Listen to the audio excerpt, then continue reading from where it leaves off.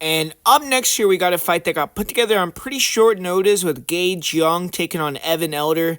Evan Elder, he's been struggling to get a fight this year. He had a fight that was supposed to go down March 15th that never ended up happening, and then had a different opponent for this day in Ahmad Hassanzada, but now he's going to be taking on Gage Young, who's stepping in here on short notice.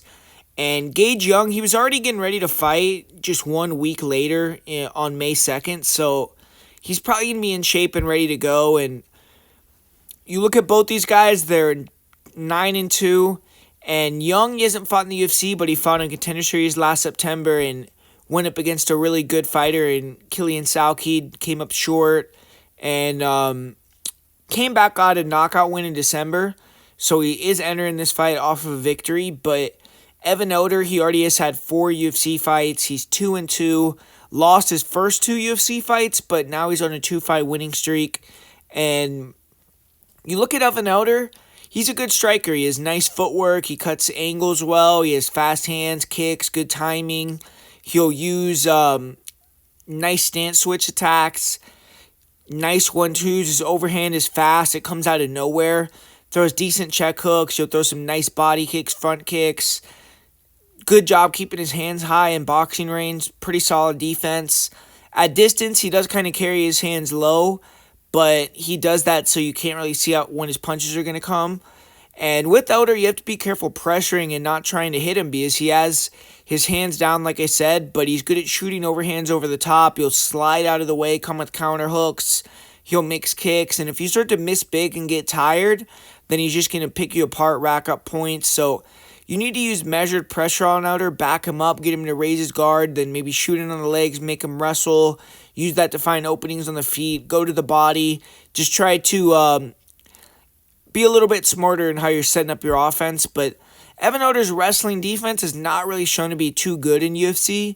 He only fought one true wrestler in Preston Parsons, and it was a short notice fight. It wasn't 170 pounds, but he got dominated. He showed toughness. He was able to create some scrambles. He got back up, but he got taken down several times. He got taken down pretty easily. And you could tell that Elder is athletic. He's strong, especially at 155. And working with Killcliff FC, he has heart. He's going to continue to improve his wrestling, and he has the training partners to push him in that area. He hasn't really fought someone since that Parsons fight that has really mixed in takedowns that heavily in their game plan. So I think that with Gage Young, he's going to have to show that he has improved wrestling defense, or at least he can get back up to his feet. And he needs to come into this fight in great shape so he can move laterally, stay evasive, and land counters all night. And for Gage Young, he's a fast and powerful fighter. On the feet, he moves forward and backwards well. He cuts the cage off pretty good. He'll stay patient. He could switch stances. He isn't going to be as high volume as Elder, but when he connects, he has power and he can knock you out. He throws heat and he could generate knockout power from his left and right hand, but his right hand is money shot. He also has some really brutal kicks. I think he's going to be looking for the straight punches once he backs Elder towards the fence in this fight. Try to gauge which side that Elder is going to circle off and land leg kicks, body kicks on that side, maybe eventually go high with the head kick.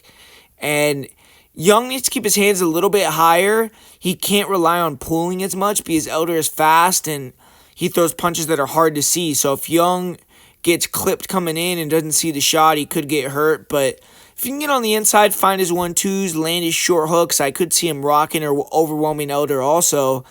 And Gage Young has good wrestling. Back fighters up shooting on the legs or come up into a body lock, push him to the cage and get a takedown. And he's good at, if he doesn't get the takedown, also exiting with an elbow or with a strike off the break.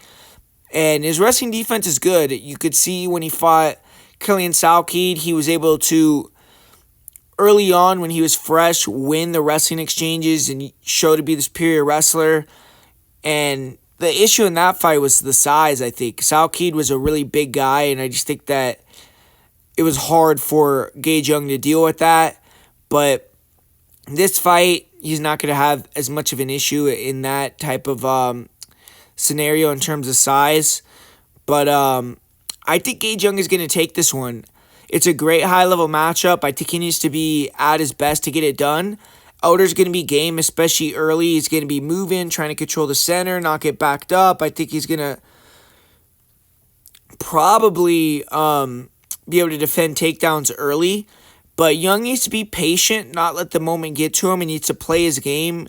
Smart pressure, stance switch, cut off the cage, try to land your power. And if you could back Elder up and maybe even force a bad shot out of him, that he could take advantage of that and then look to mix in takedowns as well.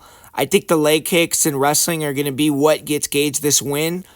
And on top, Young should be able to grind down Elder eventually. If Elder maybe defends the takedowns or gets back up early, if he keeps taking him down, then I think he can eventually start to have that pay dividends. And I think he's going to be extra motivated fighting in his hometown too. So Gage Young via decision is my prediction in this fight.